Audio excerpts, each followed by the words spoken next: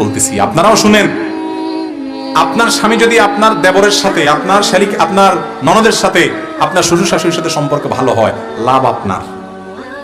কেমনে লাভ আপনার? স্বামীর জীবনে বরকত হলে লাভ বউর না? স্বামীর রুচিতে বরকত হলে লাভ বউয়ের না? তো যারা ব্যাককল বউ, এরা স্বামীকে ভাই বোন থেকে, মা বাপ থেকে দূরে সরায়, ঠিক না? ঠিক। তো বউদের সেই কথা শোনা যাবে, কিন্তু বউ যদি বলে যে ওই লোকটার সাথে চলিও না, লোকটা খারাপ মানুষ, ওই জায়গায় যাইও না, ওই জায়গাটা ভালো জায়গা না, যদি সত্যি সেটা খারাপ হয়, তাহলে বউয়ের সেই কথা অবশ্যই মানতে হবে। ভাইরা আমার, অতএব মহিলার কথা শুনলেই খারাপ, আবার না শুনলেই ভালো, এমন কোনো কথা, বিশেষ করে গ্রাম বাংলায় একটা কথা প্রচলিত আছে, বউর কথা শুনলে বলে যে এই ছেলেটা খুব খারাপ, শুধু বউর কথা শুনে, মেয়ে লোকের কথা শুনে। তো মেয়ে লোকের কথা শোনার ভিতরে কোনো ক্ষতি নাই, যদি কথাটা কি হয়, ভালো হয়। মেয়েদের যখন পিরিয়ড চলে তখন তারা নাপাক থাকে, নাপাক থাকাকালীন তাদের নামাজ হয় না। এখন প্রশ্ন হলো, আল্লাহর দরজা তো বান্দার জন্য সবসময় খোলা, পিরিয়ড হলে সে আল্লাহকে কোন উপায় ডাকবে? চমৎকার একটা প্রশ্ন। আল্লাহর দরজা তো বান্দার জন্য সবসময় খোলা, তাই না? এখন একজন মহিলা মাসিক হয়ে গেছে, সে নামাজ পড়তে পারে না, তাহলে আল্লাহর দরজা তার জন্য বন্ধ হয়ে গেল? উত্তর হলো না, তার জন্য আল্লাহর দরজা কি হয় নাই? বন্ধ হয় নাই। বরং একজন নারী পিরিয়ড অবস্থাতেও আল্লাহর সাথে সম্পর্ক নিবিড় করতে পারে। কিভাবে? নাম্বার 1, দোয়া করতে পারে, দোয়ার মাধ্যমে আল্লাহর সাথে কানেক্টেড থাকতে পারেন। যে কোনো জিকির করতে পারেন, এর মাধ্যমে আল্লাহর কাছে কি করতে পারবেন? কানেক্টেড থাকতে পারবেন। তিনি ইসলামিক বই পুস্তক পড়তে পারেন, একটা ইসলামের কথা মানুষকে বলতে পারেন, দুরূদ পড়তে পারেন, হ্যাঁ, যত প্রকার জিকির আছে সব প্রকার জিকির আল্লাহ লা ইলাহা ইল্লাল্লাহ সব করতে পারেন।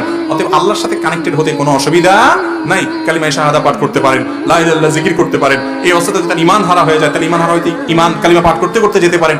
যে কোনো আমল, সকাল সন্ধ্যা দোয়া জিকির গুলো করতে পারেন, রাতে আমল করতে পারেন, দুরূদ শরীফ করতে পারেন, এবং যেগুলো ওজিফামূলক দোয়ামূলক আয়াত সেগুলো দোয়া হিসাবে পড়তে পারেন। অতএব মাসিক হয়ে গেলে একজন নারী স্বামী স্ত্রী শারীরিক সম্পর্ক, কোরআনে কারিমের স্পর্শ করা এবং জমহুরের মত অনুযায়ী তেলাওয়াত করা, তাওয়াফ করা, উমরা এবং মসজিদে প্রবেশ করা, এই কাজগুলো ছাড়া, রোজা রাখা, এগুলো ছাড়া বাকি যে নফল বা অন্য যে আমল কাজগুলো আছে সব ইবাদত তিনি করতে পারবেন। অতএব পিরিয়ড হয়ে গেছে বিধায় তিনি আপনার আর কোনো আল্লাহর সাথে সম্পর্ক করতে পারবেন না, তার সুযোগ শেষ হয়ে গেছে, এটা বলা ভুল। বরং তিনি অবস্থা আমল ইবাদত করতে পারেন। আমাদের অনেক মা বোনরা আছেন পিরিয়ড হয়ে গেলে আর কিছু করে না, আল্লাহ বিল্লাহ করে না, এটা ভুল, এটা মূর্খতা। এই সময় তিনি জিকির আজকার আরো বেশি করে করতে পারেন। এরপরে প্রশ্ন হলো, টয়লেটে মেয়েদের মাথার চুল ফেললে গুনাহ হবে কিনা?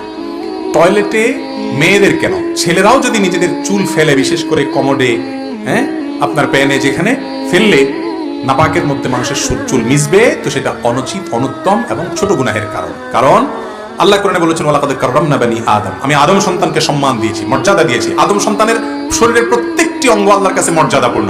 এজন্য মানুষের শরীরের কোনো অপমান, মানব দেহের কোনো অপমান, মানুষকে অপমান, এমনকি মানুষের চুল নখ, এটা অপমানিত হয়, নোংরামি হয় এগুলোর সাথে।